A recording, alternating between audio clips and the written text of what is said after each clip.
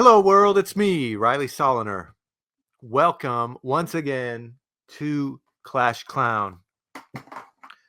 Crafty, communal, communist, connective, conniving clowns. Thank you for listening. Thank you for emailing me. I promise I'm going to email you back soon.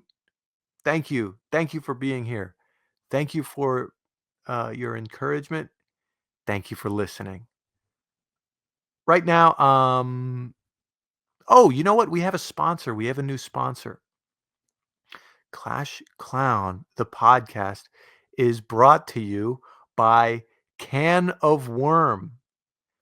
Has anyone ever told you to not open that can of worms? Just too complicated?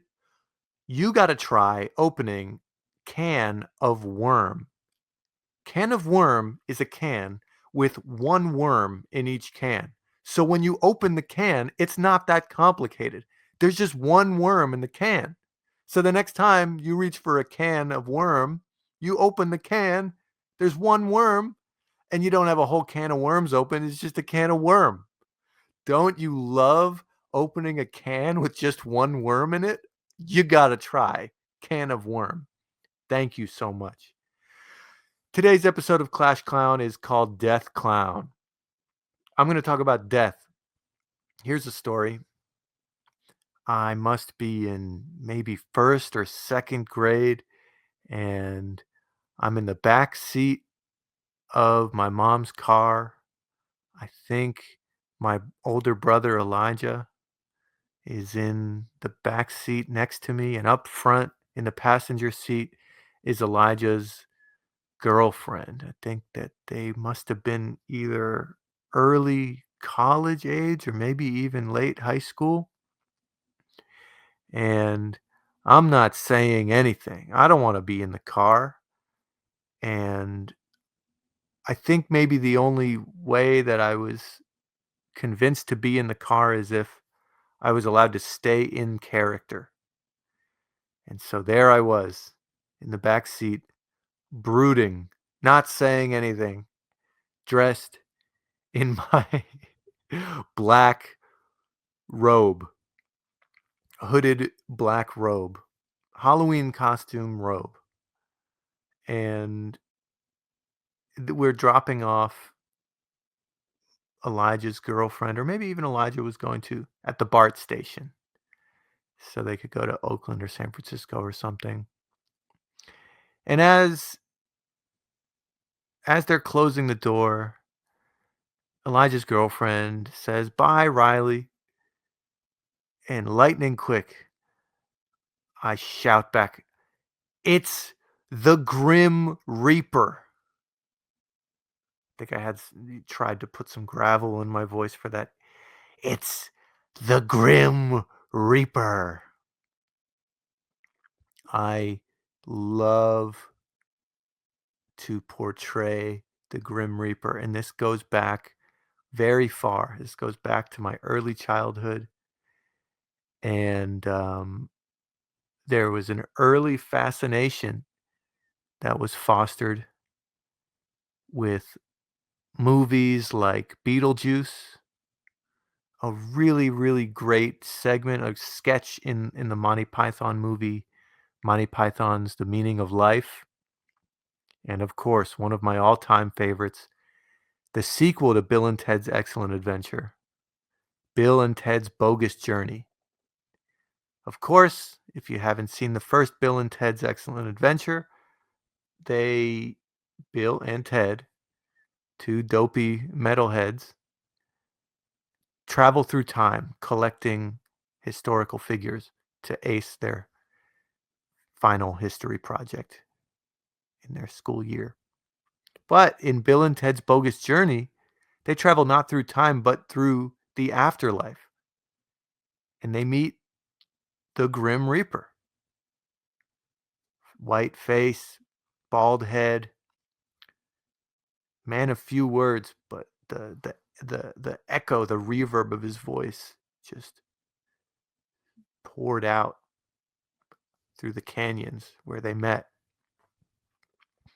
And the Grim Reaper offers Bill and Ted a chance at redemption, a chance to beat the Grim Reaper at a game. No one's ever beaten the Grim Reaper before.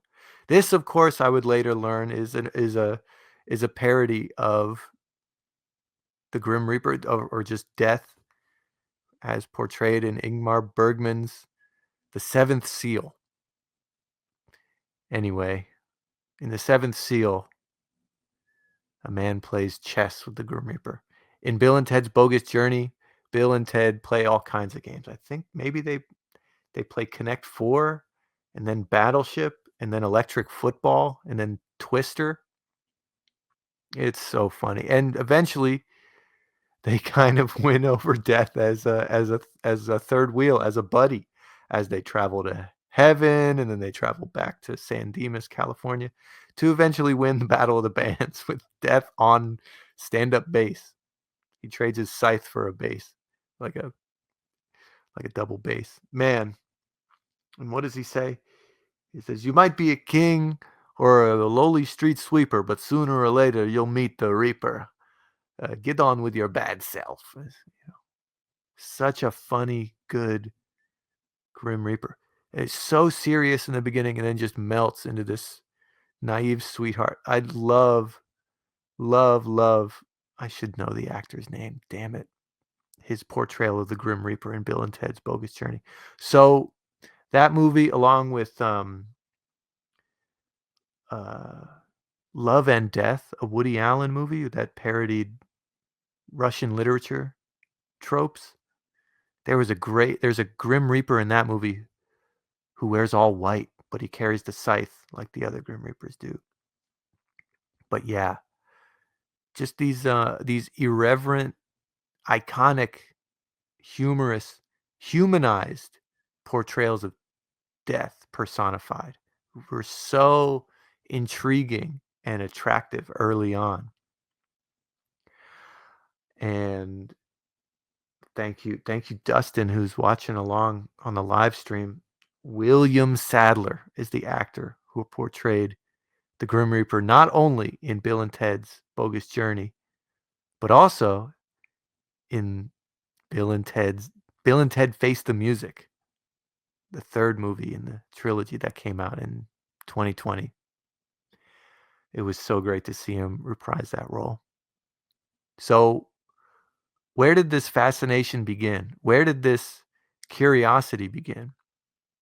Well, I have a pretty I where to begin? Let's begin with this, okay?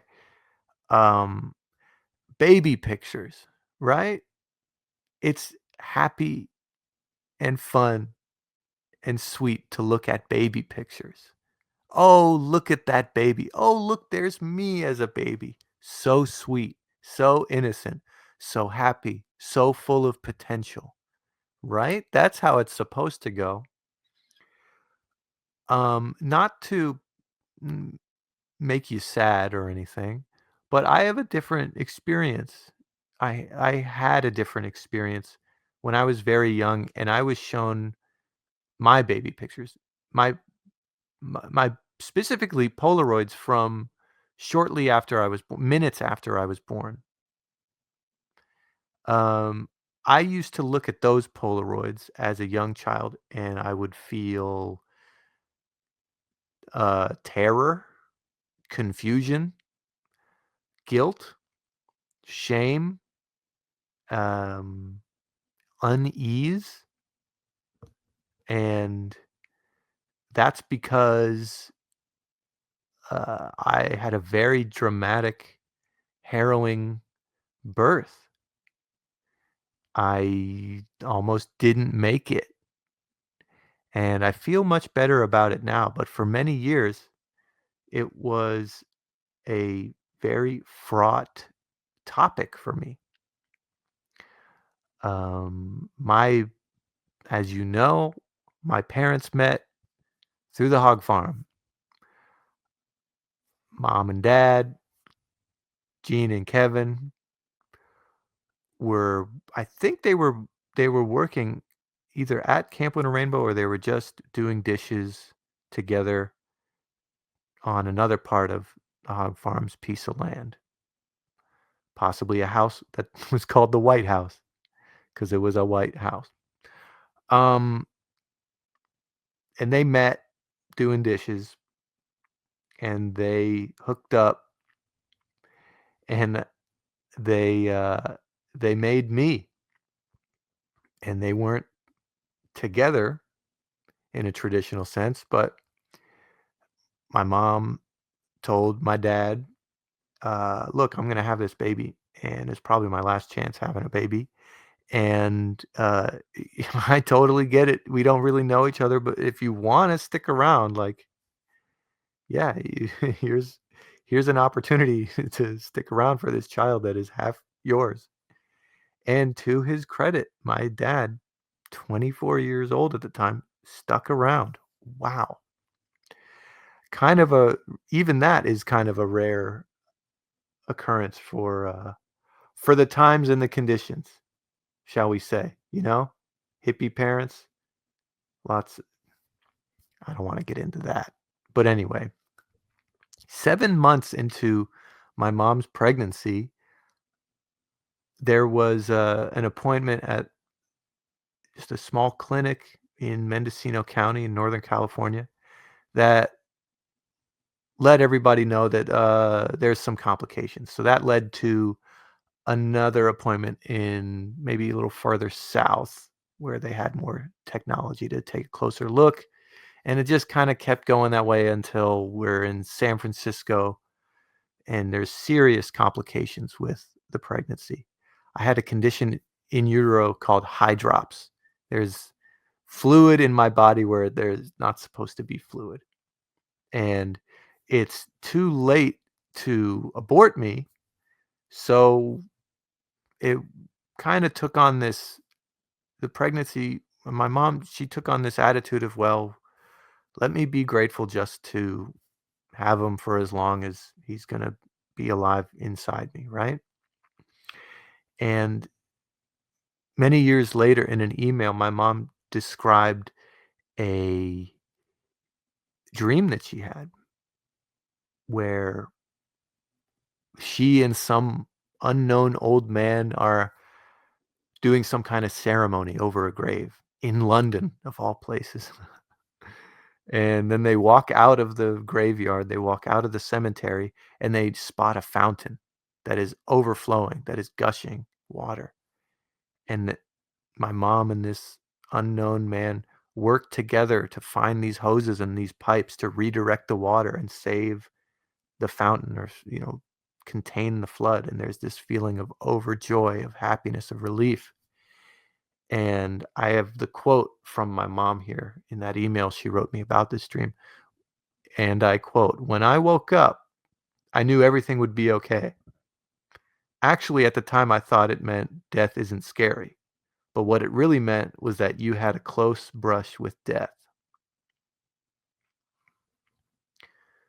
So from there, my parents set up their little mini bus that they lived out of outside of a high risk pregnancy doctor's office at UC Davis in Sacramento. On January 26, 1988, I was born at 7:07 a.m. Shortly afterwards, those Polaroids were taken. It was described, I was described as having a condition called chylous ascites. Chylous, meaning, milky white fluid. Ascites, a blockage. So, chylous ascites, a lymphatic abnormality. My lymphs were not lymphing. I might not even have had lymphs to detect at that point as a baby, which is kinda strange. The medical journals that a student doctor found for my mom said that there were 40 reported cases since 1960. So in almost 28 years, 40 reported cases, and nobody knew what caused it. I still don't know if people know what caused it. Um, but I was born, my parents were living off of, I think, solely my mom's unemployment. They were working towards being working poor, but were just straight up unemployed and poor. We moved to Berkeley, to Hog Farm house in Berkeley, and I would be brought to Oakland Children's Hospital, or one of the I must have been Oakland Children's Hospital every week for weekly, what is this word? Paracentesis, which is like a, a routine needle-based drainage of my abdomen. Conjures up imagery of that fountain and those pipes and those hoses, right? And after a year, somehow my lymphs developed and the fluid stopped building up, and I would go on to grow as a baby and then as a kid. And man, what is this? This is supposed to be a clown podcast, right? Haha. Can of worm. Let me think for a second here. So maybe a year in is when I think I started to gain sentience. I have foggy memories of being carted through a hospital hallway and the woman pulling the cart looking back at me and smiling, but me not trusting the smile because I could sense worry on her face and in the urgency of the moment. I have no idea if that woman is my mom or a hospital worker, but I think that's my first memory. And then if I really think about it, the memory after that is being seated at the long table where everybody ate at the hog farm in Berkeley and looking around, looking down at the beans on my tray in the high chair, and then looking around for my mom. And then just so many people, so many loud people, so many laughing people, so many odd smelling people. Again, sensitive baby. These physical conditions that I was born with created an air in and around me of fiercely protective, sensitive, uh, just untrusting, just scared. What what would you do as a baby if you were subjected to these conditions, right? Um, I know that my mom has described my breathing um, compromised by the pressure the fluid put on my abdomen as breath of fire. Just a really intense look on my face and just really rapid nose-based breathing, which in some breath yoga, is similar to a breath of fire technique. Just kind of a fighting to breathe. So developmentally, I had some peculiarities. I think the most dramatic illustration of that is I think I learned how to have a conversation, how to talk, how to read before learning how to walk. I had a lot of overcompensation in the cerebral aspect because my physical development was compromised. And that's just how I grew. I think that's where a lot of my perception qualities comes from, being able to read people or being able to guard myself psychically, put up walls from a pre-verbal age. Um, and what else? I mean, so you you take this baby with these conditions and this strange augmented developmental timeline plopped into an environment where, first of all, everyone is eccentric and touchy-feely and loud and, y you know, a sensory smorgasbord, right? Smells, sounds, sights, energies, and it creates this unease, this guarded, this sensitive, this judgmental, this I don't want to be around this, right? And so I'm growing up not fully understanding the context for who are these people? Why do I feel close to them? But why do I also feel a desire to distance myself from them? And I'm shy, but I'm creative, but it's difficult to be outgoing, but I'm being encouraged in this way. And then, of course, the community had rallied around my mom and my dad and me. I guess I describe it as kind of like a pray for Riley kind of time, you know? Uh, I was, by my first birthday, described as a living legend. I had survived. I had made it through all of this. My mom had made it through all of this, and it was a collective win that I had lived and that I was developing, that I was would come to thrive. How could I not be celebrated, right? But not understanding the celebration to try to explain to a young child, like, this is what you were like when you were born, and then to see these Polaroids, these baby pictures of, uh, I guess I've described it as looking kind of like an alien, you know? Little legs, little arms, little head, big, distended, almost like a beach ball water balloon belly, just completely disproportional, lumpy, strange. You want to talk about Buffon, the kind of the cousin of clown, confrontational and deformed and cast out of the kingdom's boundaries, right? And we talk about body mask, about putting balloons and lumped up clothes under your layers of costume to make your body look uh, strange and alien and lumpy and deformed, right? Well, I lived it before I knew. Anyway, hog farm weirdness, feeling distant but also close to these people. And then everyone, of course, is a deadhead, right? Back to death, back to the Grateful Dead, back to an insane collection and a marketplace and a reverence for a currency of tapestries and t-shirts and posters and limited edition hats and just one-off pieces of artwork, all centered around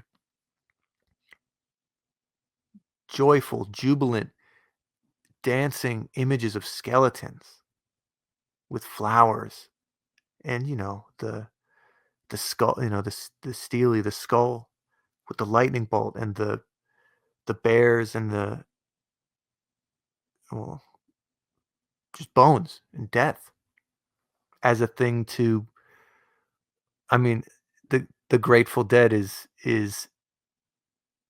the love for the Grateful Dead is inherent in the hog farm's history.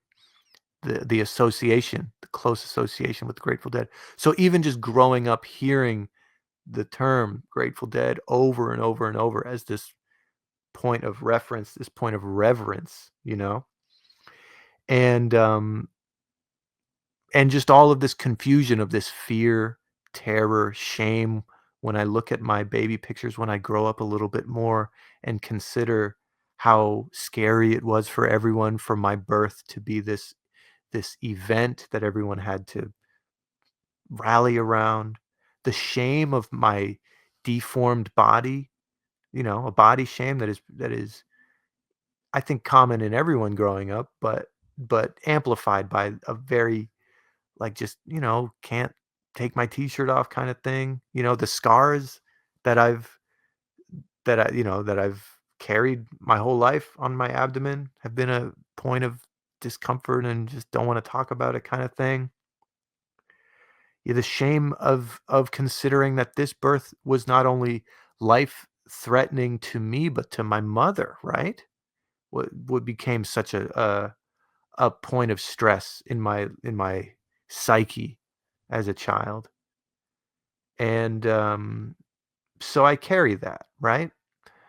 And at different times, that's something that I've learned to deal with, but for many years, it was something I was just too serious about.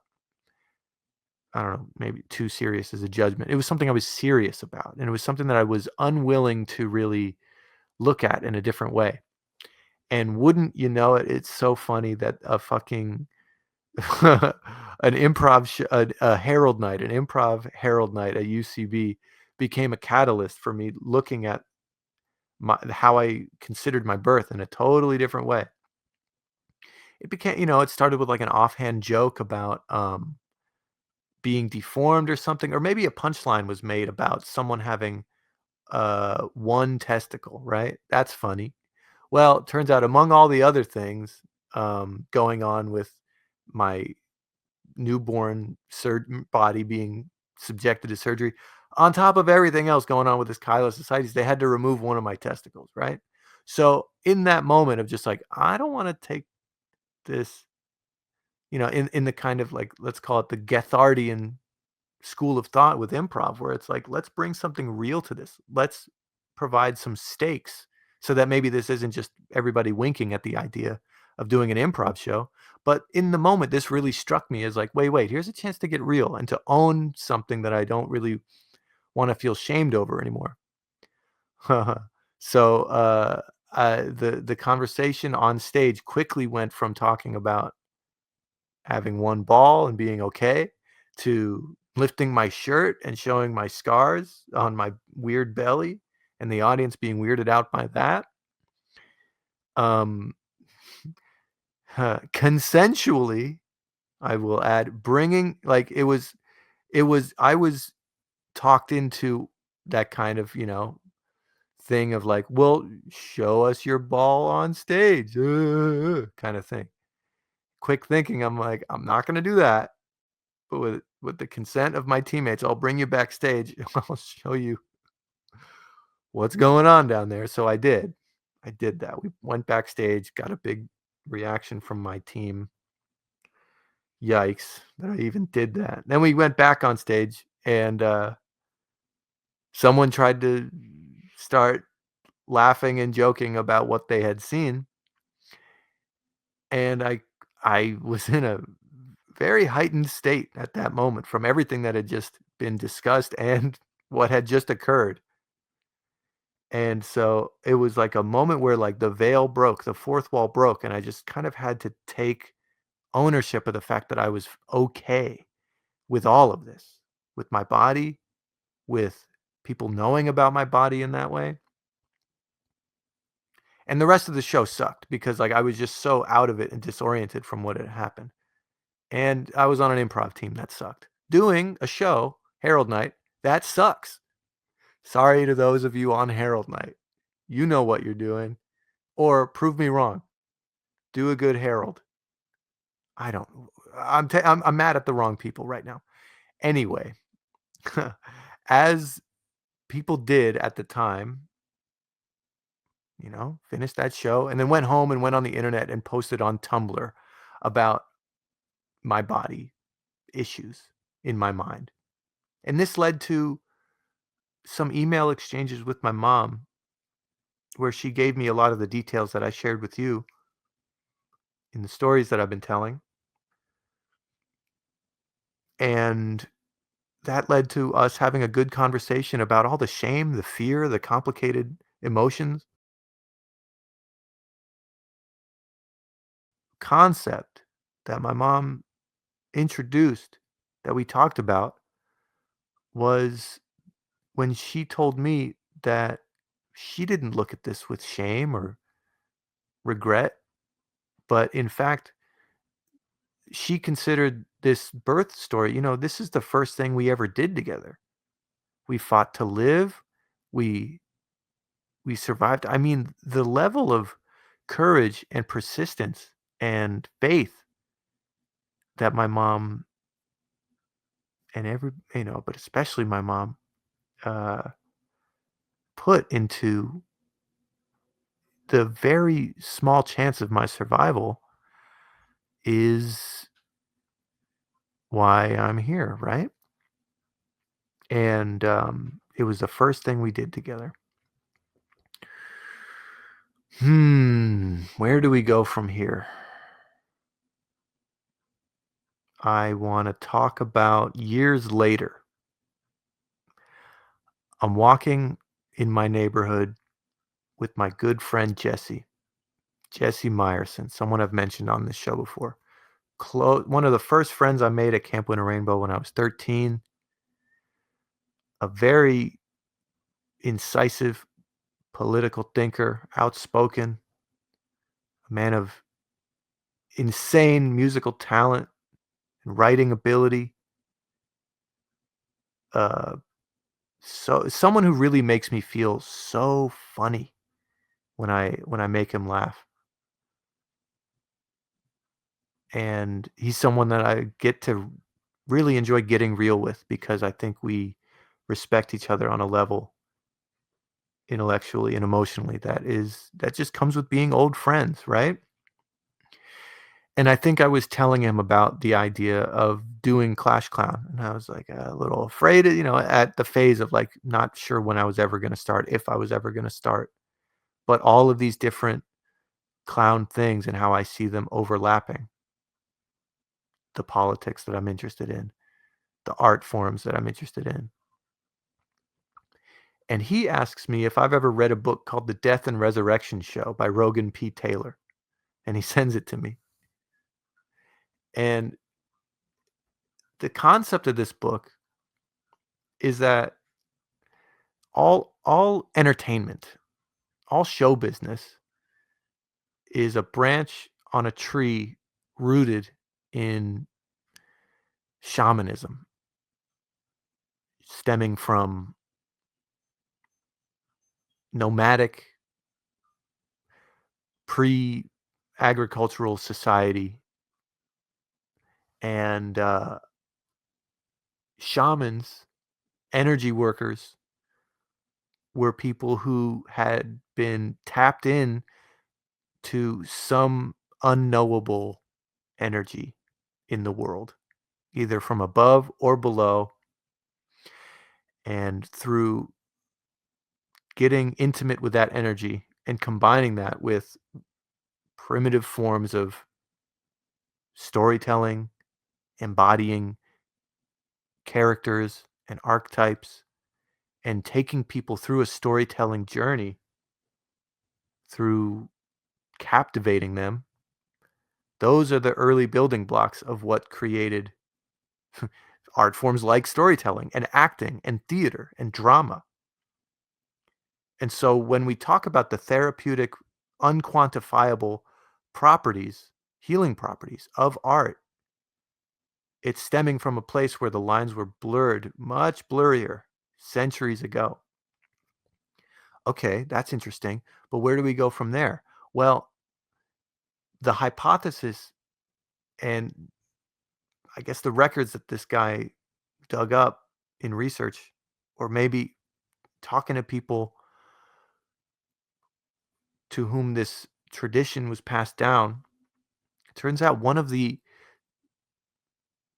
most potent signifiers of like a rite of passage into possibly having what it takes to be a shaman, to hold that role as an outsider in these societies, someone you go to with a spiritual problem, with a mystery illness, the signifier that may let the society know that this person must be outcast but brought in to the marginal aspect of society as a shaman is is the harrowing illness and near death experience either in birth or in youth, as a baby, as a young child. And it's the battle and the survival of that young person clutched from the jaws of death that marks them as having some kind of connection to the underworld or the overworld or the outer world, just something otherworldly. And the this speaks to me, right? And I just want a disclaimer. I don't I will not accept the label of shaman, right? I don't want people going around thinking that I go around calling myself a shaman. I don't like it when uh, urbanized or just modern white people call themselves shamans or gurus.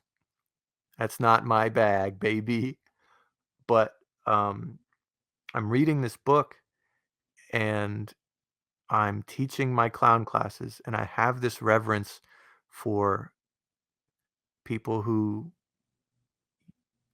use clowning and also use tapping into some kind of great mystery, and they hold those two worlds with some kind of equal reverence, right? And there's something shamanic to me about being able to bring people up with laughter and then also bring the energy down to something meditative, something magic through a psychic process, through a collective process, through a spiritual practice. And I see I'm being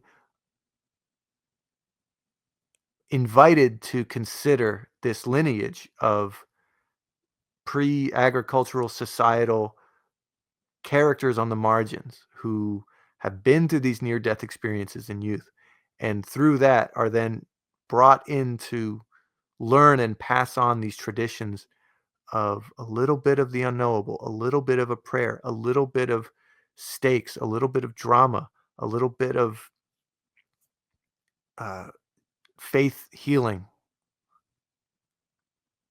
and using them like like a method for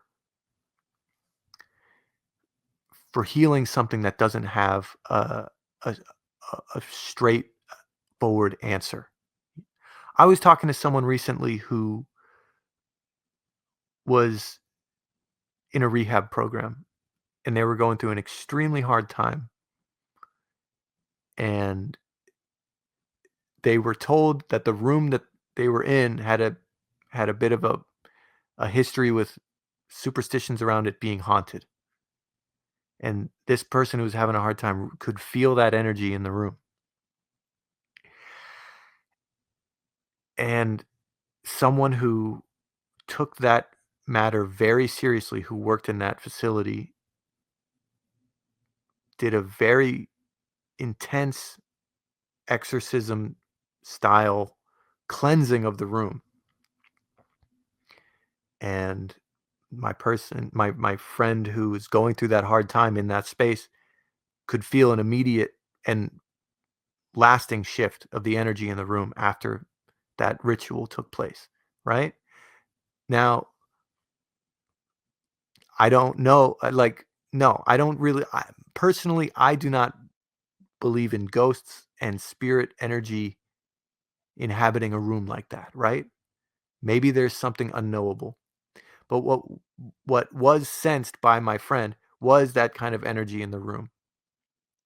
And what comes with sensing that is a certain level of belief.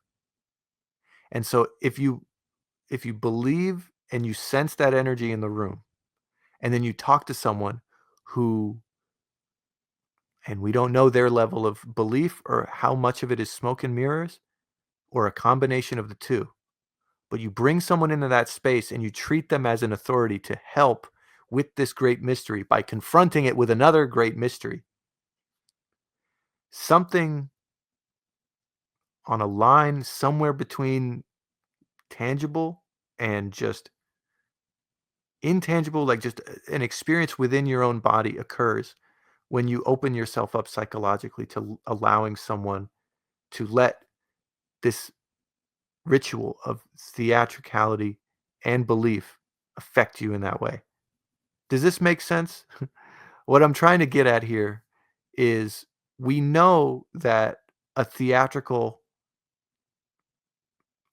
line blurring performance affects us on a level deeper than intellectual. It's why we find art so magical. So, the hypothesis, the thing that I'm fascinated with here, and the thing that connected me back to this origin story and the reasons why maybe this is all starting to come together full circle for me in really interesting ways is because there is, if you want to connect the dots these ways, there's a lineage from a hardcore, deep spiritual practice before drama and theatrics was an industry, when it used to be medicine, when it used to be a potent medicine used by people on the margin who you only went to when you had a mysterious crisis. So I don't know if that's something I'm striving for. I certainly don't want to go off into the wilderness and then come back and be known as a guru or a shaman. No, thank you. But at the same time, I look at people like Wavy and how funny and irreverent and goofy he could be, and then one night it's a ceremony, and the switch flips, and nothing is more serious, nothing is more sacred in that moment than him leading us in something deeper than a talent show. I've seen it. I've felt it. I felt it from other people too. I mean, maybe you've had a spiritual experience watching an artist do their best work, do work that matters. I see that connection and I respect it. And I think for me to do work that could be my best work, I'm aware of a space that people go to make it mean something more than, hey, we're just doing a show. Eh, yeah, I'm not confident it's going to be great. Like there is a space that people dip into, an intangible space beyond where your psyche can rationalize things. And I'm interested in that. Which brings me to what I am kind of sort of doing now. Uh, maybe I've set myself up too lofty because what I'm going to talk about now is not, it's not that serious yet. But I've had glimpses, to be honest, because I do death clown now. Death metal. It's like a subset of the of heavy metal music. Death metal. Well, death clown is a term. I don't know if I've coined it, but like it's like death metal, but doing death clown. I do clown acts about death. I do a clown act where I portray my favorite character, my old pal, the Grim Reaper, and I fucking love it. I am loving it. It's been such a clarifying, exciting, thrilling, fun way to play. What do I mean? I mean this. Imagine a dark black box theater and you hear the bells tolling and the echo of the bells, and out walks the Grim Reaper, the black hood, a white painted face. I carry a scythe. I'm barefooted, and out I walk, and I'm making deep, intentional, stoic, unflinching eye contact with one audience member. And I hold it for a long time as I slowly approach the crowd. And then I switch my gaze slowly, intentionally to another audience member and another. and another, slowly, slowly walking. I'm walking at what my clown friend Mila describes as honey speed, the speed of honey dripping from a spoon. I'm walking in slow motion. I love the atmosphere, the gravitas of this moment of just connecting with an audience, zero hint of a smile on my face. Not a grimace, but just blank expression, but letting the bells and the robe and the white painted face speak for me. And everybody knows exactly who I am. Everybody knows I am death without having to say anything. And I'm proud of myself for carrying such a clear image without having to say anything, right? I love exploring and deconstructing the similarities I see between the clown and the Grim Reaper, you know? White painted face, there's a similarity. Often silent, deliberate movement, seriousness of purpose. Maybe I'll describe both of them as they either death or a clown walks into a room and you know exactly what they're here to do. I also love that they kind of transcend just flavor of the month pop culture, right? Maybe the Grim Reaper imagery goes back to what, like Black Plague times? That might have been the first instance. And then clowns, who knows how old they are, right? But it's not just Bill and Ted's Bogus Journey Grim Reaper. That's certainly a heavy reference point for me. But the cloak, the white face, the scythe, it's just so realized. And to treat it with a level of like unwinking, unblinking reverence, respect, to get into character enough to to make people uncomfortable with my entrance as I look into their eyes, right? And maybe I'm still chipping away at what it really means for me to do this character and do this routine. But for the very beginning of it, before I flipped expectations to just the establishing the context of this is the Grim Reaper walking slowly into a room, ostensibly, to what? Reap the souls of the living, right? This is what the Grim Reaper does. You tell me. It feels so good to be so locked into the character in that moment, and then it feels so good to flip the moment and make and get this big. I don't want to spoil it because the show is still a work in progress, but to then subvert expectations by working at a different speed, by having a moment to let you know I'm just kidding, and that death is a clown, death is a trickster. I was described in some feedback as a slippery trickster, and that is exactly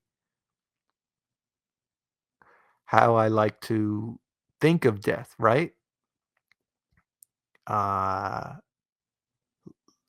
a good friend of mine who has since passed, in video footage I saw a year after he passed, described life in a wedding toast as something that's always going to be playing pranks on us. And man, I can't really get into more than just saying that right now, right? But can you relate? Life playing tricks on us, and maybe death too? Why not? Death being a slippery trickster, a prankster, an imp. This is this is the thesis of me doing the Grim Reaper as a clown, a slippery, trickstery imp.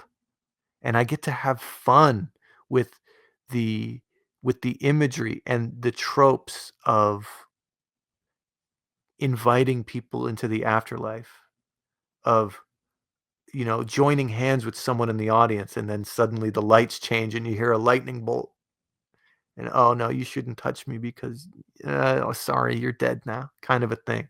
It's so fun. And all this time, I'm looking back in my childhood and me doing this character in my mom's car when I'm young. I look back on Gravedigger and The Undertaker and Monty Python and Beetlejuice, and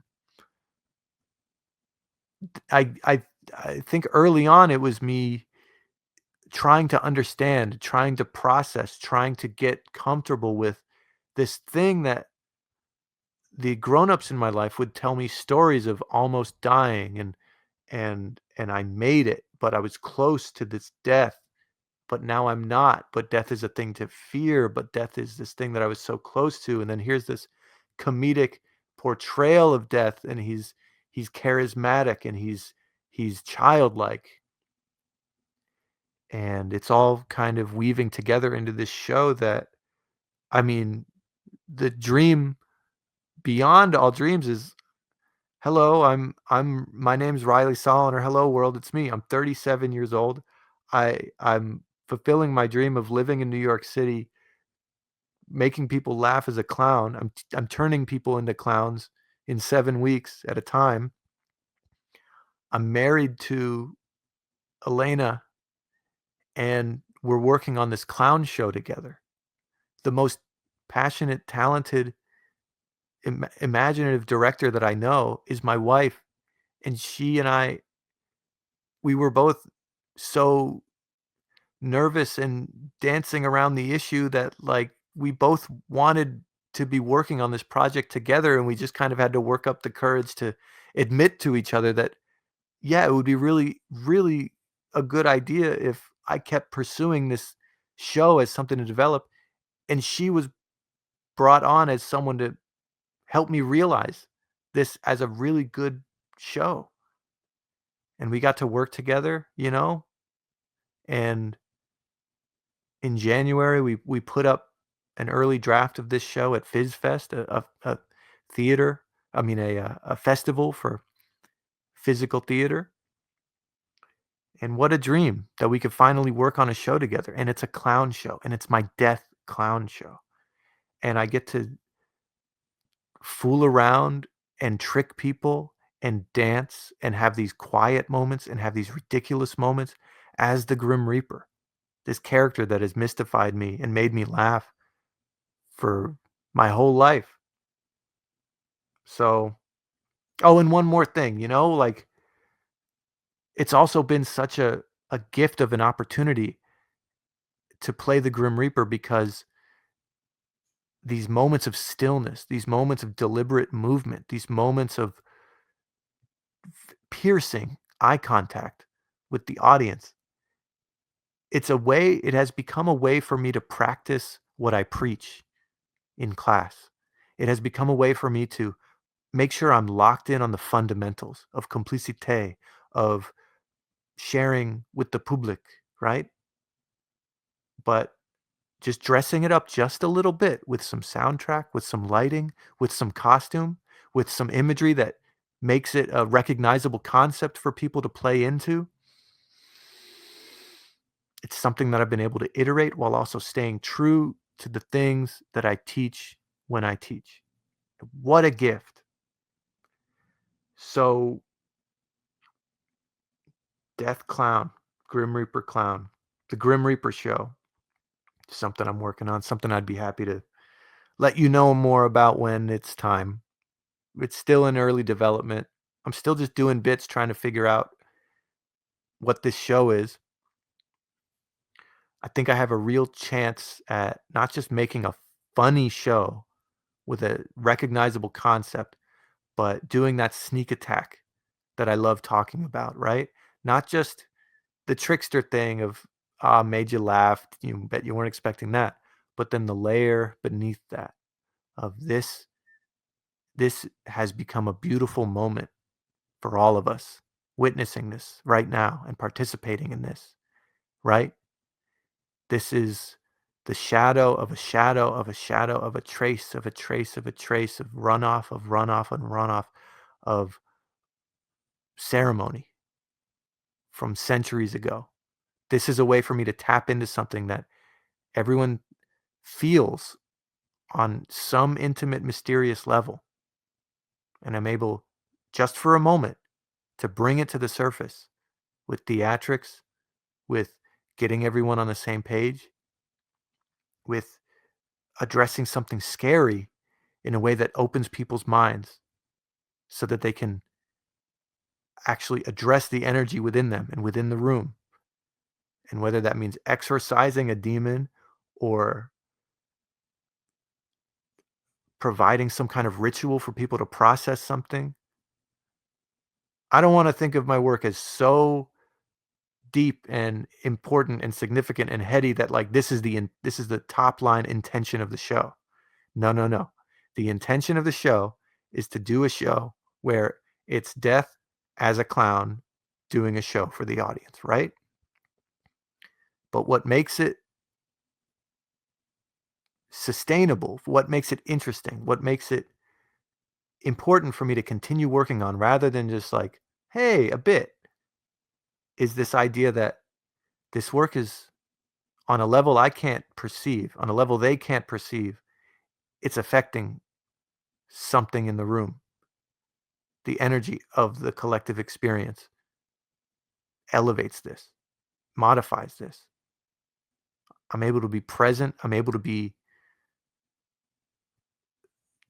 deftly adjusting between the gravity of talking about death itself and talking about being playful in the face of death, with the face of death.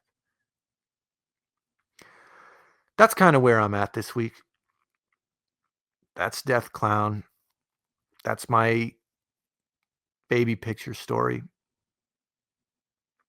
That's my mom. That's my dad, too. That's Hog Farm. That's Clash Clown, baby. Thank you for listening. Appreciate you being here. Hey, leave a review on Apple, right? Rate it with a lot of stars and then let people know what you think. Or just give me a comment. If you're watching this on YouTube, let me know. Thank you for being here. Thank you for listening. Appreciate all the feedback. It's been kind of just another little leap in courage to confront and respond to the feedback, but I appreciate you.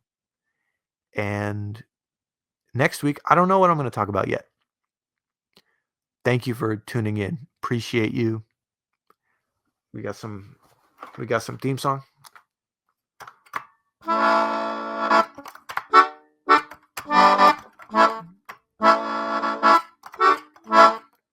Ha! Get along, get along.